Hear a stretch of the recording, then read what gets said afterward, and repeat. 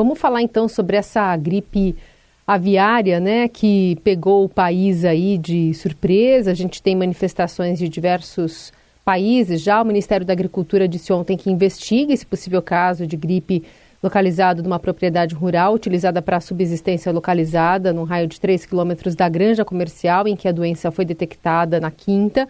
O foco dessa gripe H5N1 foi localizado em uma granja lá em Montenegro, na região metropolitana de Porto Alegre. No sábado, o governo informou que rastreou o destino dos ovos de incubação fornecidos pela granja e que eles serão destruídos. Esses ovos foram enviados para Minas, Paraná e o próprio Rio Grande do Sul. E agora a gente tem outro caso suspeito lá em Ipumirim, no oeste de Santa Catarina. Informação também confirmada hoje pelo Ministério da Agricultura. O fato é que isso causa um problemão para o país num momento já de dificuldade, né? A gente está aí com diversos problemas para serem resolvidos.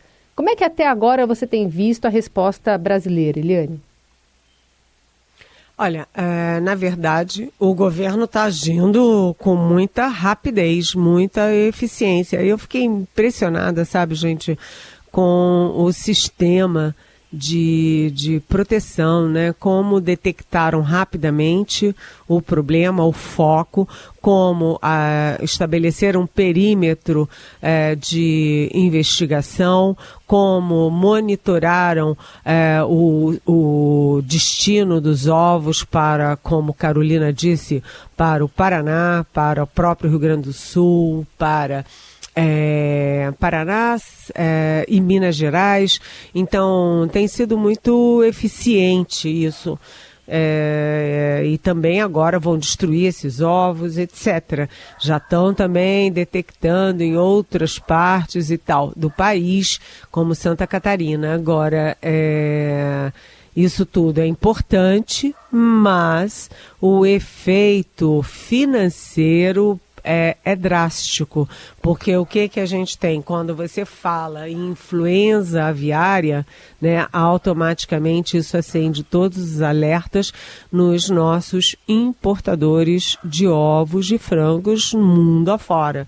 Então a gente já tem China, que é o nosso maior parceiro comercial, a União Europeia, que é um dos maiores também parceiros comerciais do Brasil, o Canadá, a África do Sul, o Chile, a Argentina, Uruguai, México e Coreia do Sul, suspendendo, bloqueando a importação de ovos brasileiros. Além disso, outros países, aí eu cito aleatoriamente, né, o Japão e Filipinas, já estabeleceram também restrições regionalizadas aos ovos e aos frangos brasileiros. A estimativa aqui de setores do Brasil é de que esse prejuízo pode ficar em mais de 100 milhões de dólares. É muito dinheiro e é triste isso, né? Porque o Brasil tem uma previsão de safra recorde de 300 e tantos milhões de toneladas esse ano. É um recorde na agricultura, e a gente sabe que agropecuária, o setor é agropecuária.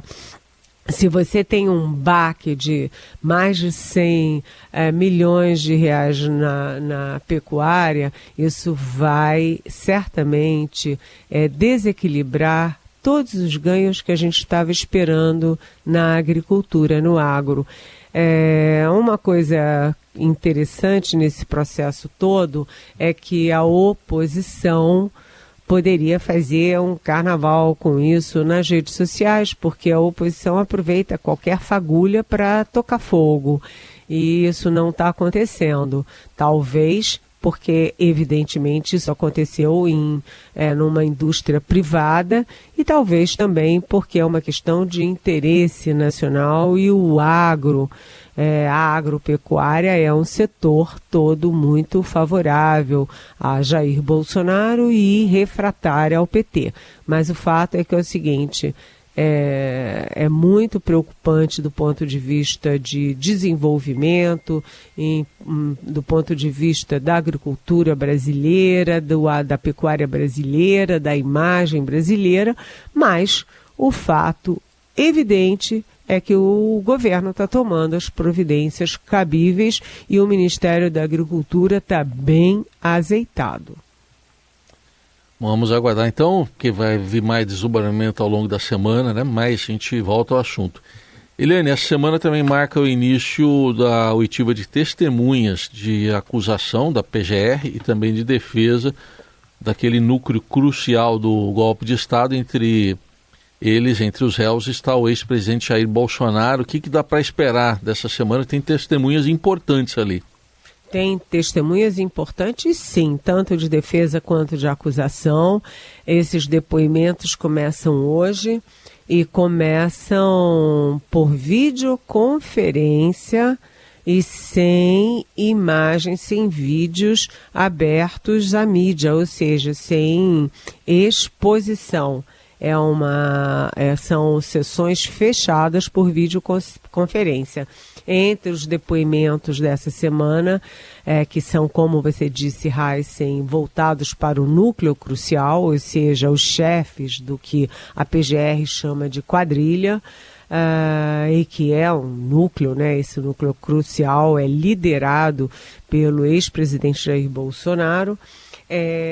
A gente tem 2 depoimentos que são chaves em tudo isso, do ex-comandante do Exército, general Marco Antônio Freire Gomes, e do ex-comandante da Aeronáutica, Carlos Almeida Batista Júnior, da Aeronáutica, né? E o brigadeiro Carlos Almeida Batista Júnior. Tanto o general quanto o brigadeiro, que eram os comandantes, já confirmaram em depoimentos anteriores à Polícia Federal que sim, eles confirmaram ambos que o então presidente Jair Bolsonaro apresentou a eles a minuta de um golpe de Estado e que eles disseram não, né? Quem disse sim foi quem está do outro lado nessa história toda. Enquanto o general e o brigadeiro são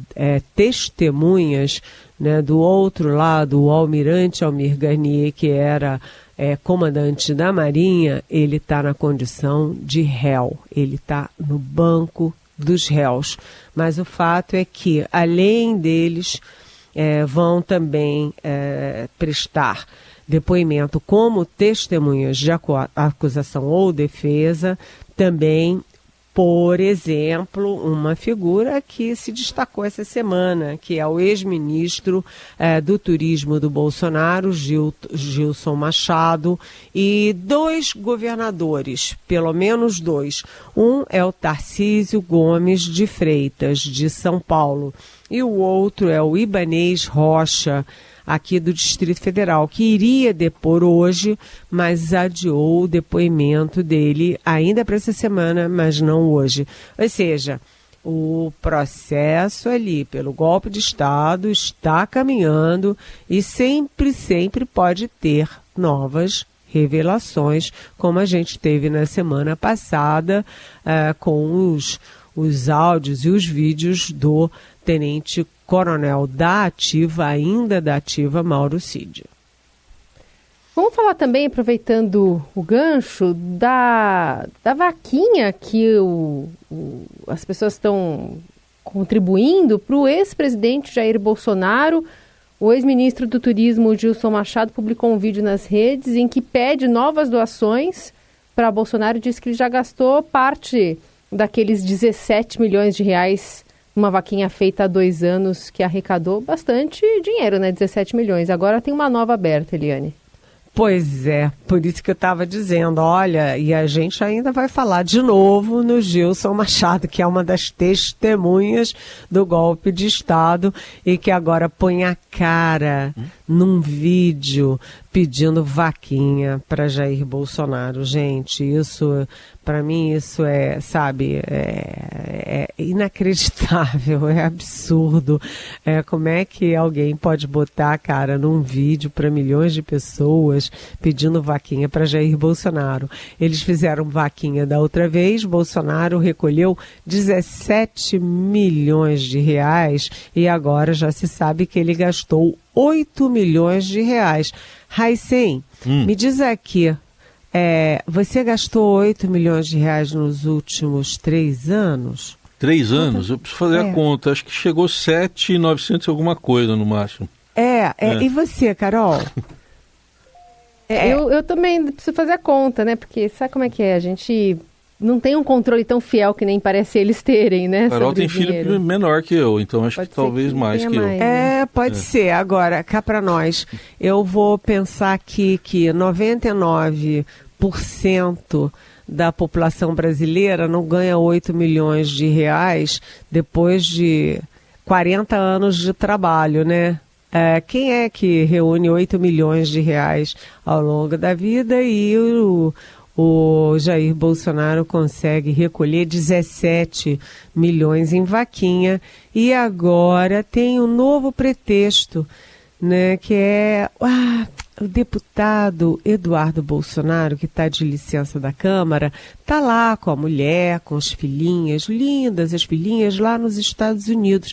E coitadinho, ele está precisando muito da vaquinha aqui pela internet. Por quê? Porque ele tem que negociar com os Estados Unidos, com o governo americano, com o Congresso, com o Judiciário, quem sabe, para dizer que o Brasil é uma republiqueta de bananas, que as instituições não funcionam, que os ministros do Supremo são, perseguem o pai dele. Ou seja, para desqualificar o Brasil como uma nação séria. Isso me lembra muito aqueles imbecis, idiotas, coitados, que davam dinheiro em vaquinhas para o Olavo de Carvalho. Olavo de Carvalho, que já morreu, que Deus, ou sei lá quem o tenha, Olavo de Carvalho, que era outro... a própria filha dizia que ele era um bandido de 5ª categoria, né? A filha dele, eu apenas estou reproduzindo. Mas Olavo de Carvalho ficava lá no bem bom dos Estados Unidos e pedindo vaquinha para as pessoas aqui no Brasil sustentarem ele lá.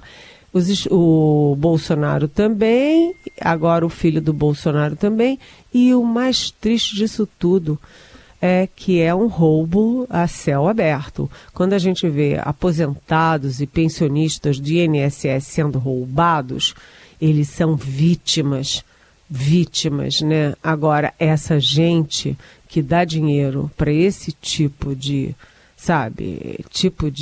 abuso, é inacreditável, né? É inacreditável isso. E o que a gente pode deduzir? São inocentes, são idiotas, são manipulados.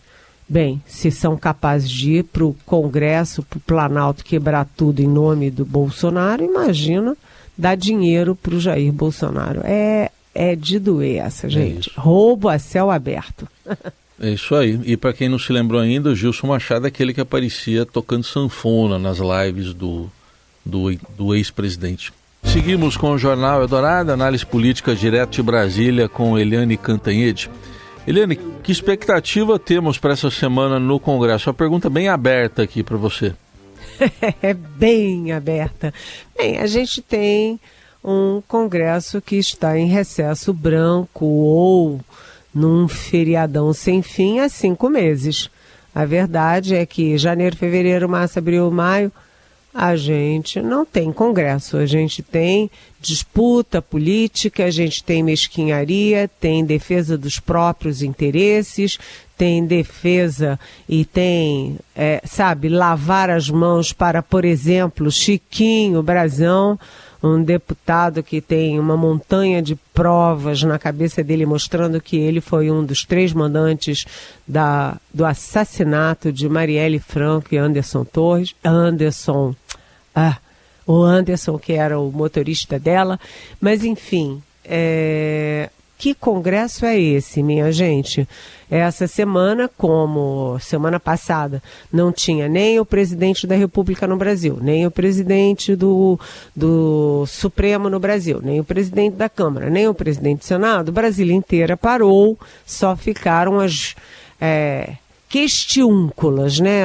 A fofoca, o disse que disse, a briguinha política e tal. E o que se espera essa semana com todo mundo de volta, está todo mundo aí, todos os presidentes de poderes, portanto, Câmara e Senado de volta, com um detalhe: a gente tem a marcha dos prefeitos essa semana, prefeitos do Brasil inteiro, né, com as suas comitivas, com as suas reivindicações, que são reivindicações para o Executivo, para o Legislativo, quem sabe até para o Judiciário, e essa marcha, ela costuma atrair deputados e senadores, porque afinal das contas, os senadores e deputados são votados nos seus municípios.